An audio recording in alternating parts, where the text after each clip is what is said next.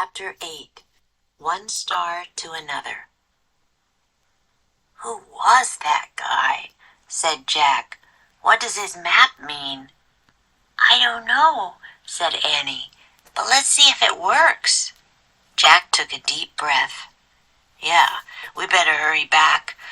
I think I'm running out of air. It feels harder to breathe." "For me too," said Annie. "Go slow. Don't breathe too much," said Jack. He and Annie took long floating steps toward the moon base. Jack held his breath as if he were underwater. By the time they got to the white dome, he was ready to burst. Annie pushed a button beside the huge door. It slid open. They hurried into the airlock. The door closed behind them, and the door to the hallway opened. Jack opened the visor of his helmet. He took a long, deep breath and let it out. "Ah." "Let's get out of these suits," said Annie. "Good idea." Jack was dying to free his arms and legs. As they moved clumsily into the spacesuit storeroom, Jack felt heavy again. He and Annie unlocked each other's helmets, gloves, and boots, and pulled everything off. Then they stepped out of their bulky suits.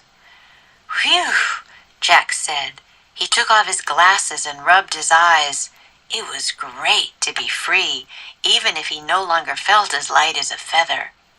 "Hurry, Peanut's waiting," said Annie. She led the way down the steps to the bright landing chamber. "Yay," she said softly. Jack was relieved to see the treehouse still there. Soon they'd be heading home. He couldn't wait. Jack and Annie crawled through the treehouse window.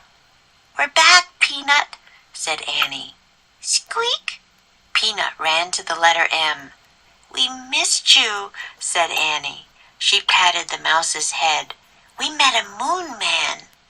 "Sorry, Peanut, but you have to move," said Jack. "We have to put the map on the M."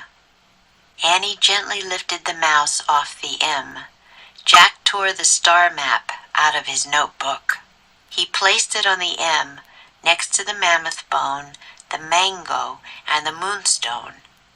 He sighed, then sat back on his heels. "Hand me the Pennsylvania book," he said. They needed the Pennsylvania book to get back home. There was silence. Jack turned and looked at Annie. "It's not working, Jack," she said. "The book's not here." "What? Was the map the wrong thing?" They looked around the treehouse. "It's definitely not here," said Annie.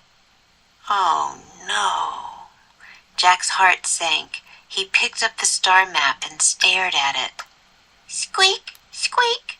Peanut jumped out of Annie's arms and scurried back to the letter M. "I've got an idea," said Jack. He reached into his pack and took out his pencil. "What are you doing?" said Annie. "You know how you draw a constellation?" said Jack. "You connect all the stars. What happens if we try that?" He drew a line from one star to another.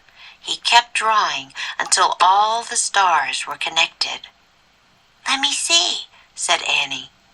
Jack held the paper out so they could both study it.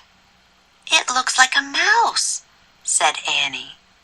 "Yeah," said Jack. "Is there such a thing as a mouse constellation?" said Annie. "I don't think so," said Jack. "Squeak." Annie and Jack looked at Peanut.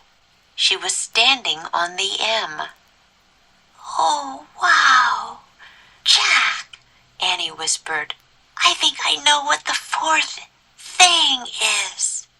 Jack grinned. "Me too," he said. "It's a mouse," they said together. "Squeak, squeak." "Maybe the spell is moonstone, mango, mammoth bone, mouse," said Annie. Jack touched each M thing in turn as he whispered, "Moonstone, mango, mammoth bone, mouse." Let's say it over and over and see what happens, said Annie.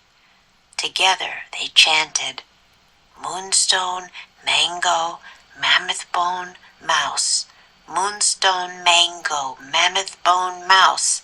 Suddenly a bright light filled the tree house. The light got brighter and brighter and brighter. The brightness was blinding and whirling. The air spun with brightness. Then everything was clear. Peanut, the mouse, was gone, and Morgan Le Fay stood before Jack and Annie. Magic Treehouse Book 8 Midnight on the Moon Chapter 8.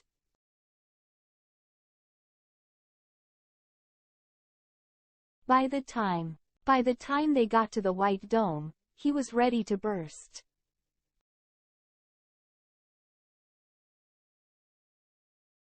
Be dying to... Jack was dying to free his arms and legs.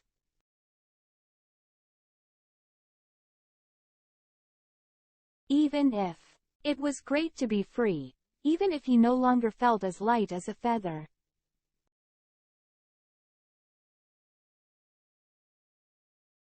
Sit back on one's heels. He sighed, then sat back on his heels.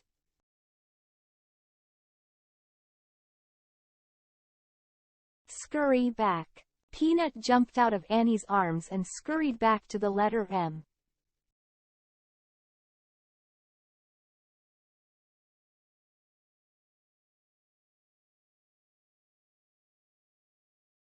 Such a thing.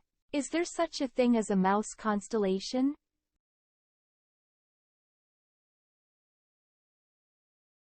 In turn. Jack touched each M thing in turn as he whispered.